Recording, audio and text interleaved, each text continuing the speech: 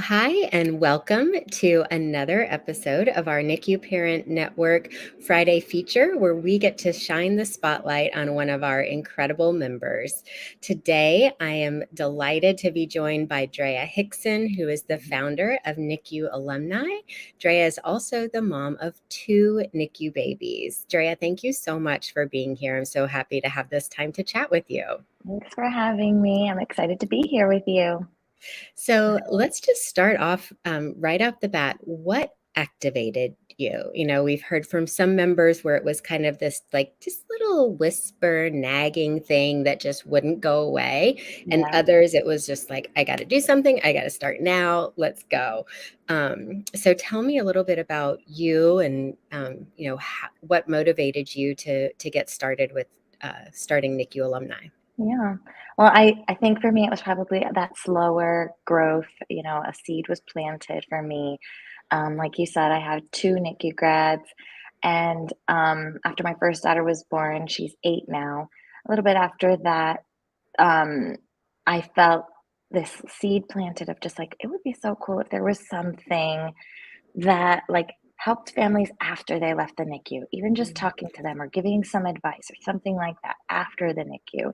I just felt, we had so much support when we were in the NICU. We were surrounded by any team of professionals, 24/7 that we could ask questions, we could talk to them, even therapists and social workers and the like, anytime I had a question I could ask. And of course, I didn't want to be there. I couldn't wait to leave, couldn't wait for Right. my daughter to be home. And that was the number one question on my mind. Anytime she had a gain, I thought, great, we're closer to home. Right. Anytime there was a setback, I thought, what does this mean for us about going home? You know, so Sure. even though I Yeah. couldn't wait to be home, once we were home, I just felt so alone and unsure of where to turn and really overwhelmed with the process of getting those evaluations for early intervention and things like that. So it just kind of formed as an idea in my mind. And slowly over a few years, then the opportunity came where I was like in this spot where I had resigned from my job for a season to help support my younger daughter, who's 4 now. And when it was kind of time to think about going back to work, I was like, it's now or never. Form this Mm, organization that I've been dreaming about, or go right. and get back to work. So Yeah, that's what started absolutely. it. Yeah, I remember talking to a mom several years ago about that time going home, and she said, I felt like I was dropped off in the middle of the ocean without a raft and a Hmm. baby. Hmm. And she's like, I felt like I was drowning. And it is, and that is something that we hear a lot that there, fortunately, there are a lot of wonderful support Yeah, programs in hospitals and yeah. community based that provide that support. So, there's definitely that need for going home. So let me ask you, because you did have two NICU babies, um, what kinds of supports or what was the hardest part about being home once you got home? Well, for my first daughter, I think the hardest thing was I just didn't know. I had never had a baby at home, I didn't really know what to be on the lookout for. But she was, I should say a little bit about them too. Um, my first daughter was a micro preemie. So she was born at 24 weeks. She was 1 pound, 11 ounces. And that kind of put her automatically eligible for a lot of things. Right. And I did get a little bit of information about that before leaving the hospital. So that was helpful. I did kind of know she's going to get some support. I just didn't know Mhm. what that would necessarily look like and how long it would Right. take to get that. And, you Mhm. know, what it would mean once we did have it. And Yeah. um, so there was some guidance. Even with that, though, I still felt overwhelmed. Yeah. And then with my second daughter, she was born at 30 weeks. She was bigger. She wasn't Okay. automatically eligible for certain things. We had Mhm. been down the road before with a preemie, though, so we kind of knew the Mhm. developmental age versus, your adjusted age and kind of that Right. wait and see and watch. And I did advocate for her to get evaluated, Mm. as soon as we could. And there were definitely some delays for her, so I'm really glad, we were able to do that. Yeah. She had a couple of months of like that in-person support, and then COVID Mm. happened and things kind of went virtual. So, Hmm. It's all different, you know? Yeah, absolutely. So, you know, having a NICU baby, and then the subsequent, medical issues that we might deal with as parents and caregivers, the whole experience really just changes you. I mean, I know I'm not the same person that No. I was before I had my babies. So tell me about that for you personally. Like, how do you think you've been kind of transformed as, a woman, a friend, a mother, a wife, a leader, anything that you want to share about how you feel like, because I know like a lot of times when you're in the midst of it, you can not feel strong at Yeah, all. And you yeah, can feel really helpless, but then, that can change over time. Did you yeah, find that to be true? absolutely. I mean, kind of going through both of those experiences, it just put you in that moment. Like I didn't, nothing else really was as important as what their progress was, as every little ounce, every that they gained, as every little Mm. ml of, you know, nourishment that they were able to take. Like nothing was more important than those updates and how they were Right. doing.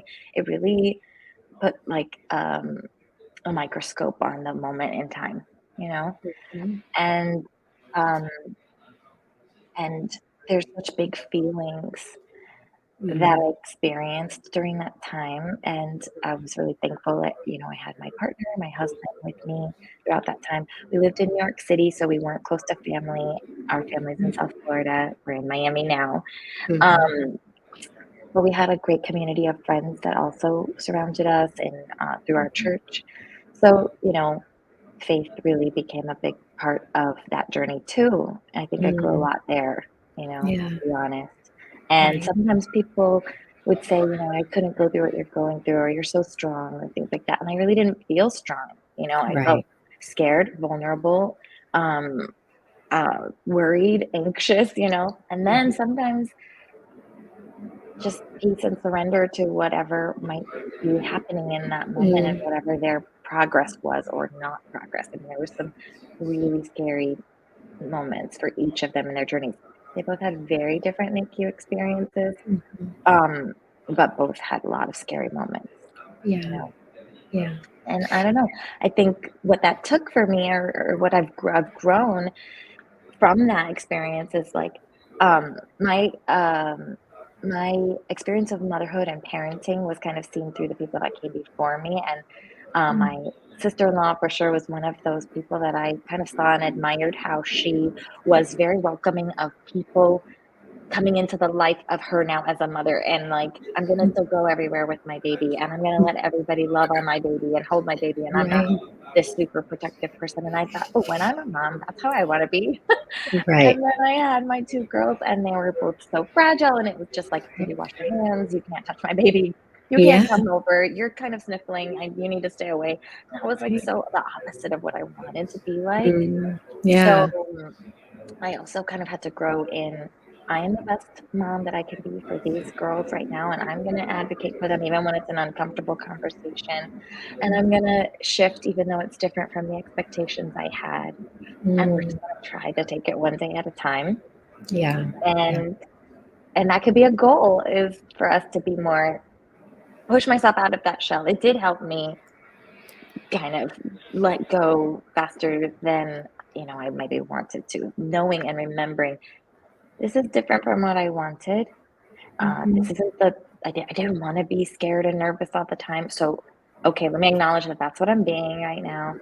And maybe I need to be that way for this little season, but I don't have to stay this way. Like Right. it helped me kind of Yeah. Yeah. get through it That's really powerful because in the moment, it can feel like that's what it's going to be like forever. forever.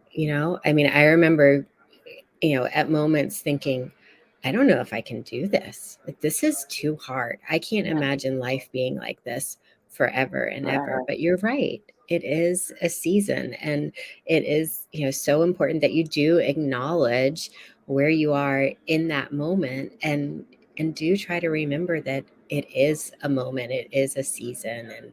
And, the sun always comes up the next day, Mhm. right? Yeah. Yeah. I know. So let's talk about NICU alumni. So when did you get started, and tell me exactly, how NICU alumni helps families? Okay. Yeah. We officially got started last January of 2022. Mhm. And, when I think about kind of like the why of NICU Mhm. alumni, I was leaving a doctor's appointment with my youngest, and we were getting in the elevator. And as we are about to get in, a mom was coming out with her stroller and her baby and a huge binder under her shoulder, under her arm, under her arm. Yep. And I saw her and I said, I have a binder just like that at home. And we both like got teary eyed and I said, you're doing a great job. This is just keep on advocating for your kiddo. You're doing amazing. And we both like had a moment in the elevator. Me Oh, leaving an appointment, her heading to an appointment, and yeah. I just was like, that's my line. I have a binder just like that with all the notes and all the progress. And it's so much of a burden, and so Mhm. different from what a lot of families might go through with their typical baby. And Right. the checkups, you do have a lot of checkups at the beginning regardless, but Right. kind of keeping track of all of the progress between the appointments. Mhm. And so I really felt like that is who I'm thinking of when we're thinking of Mhm. NICU alumni. Mhm. And the name NICU alumni kind of comes from no matter where you are, when your baby is finally discharged and gets the green light to go home, they are called a NICU grad. Right. So NICU alumni plays off of that we're really focused on supporting families after they've left the NICU.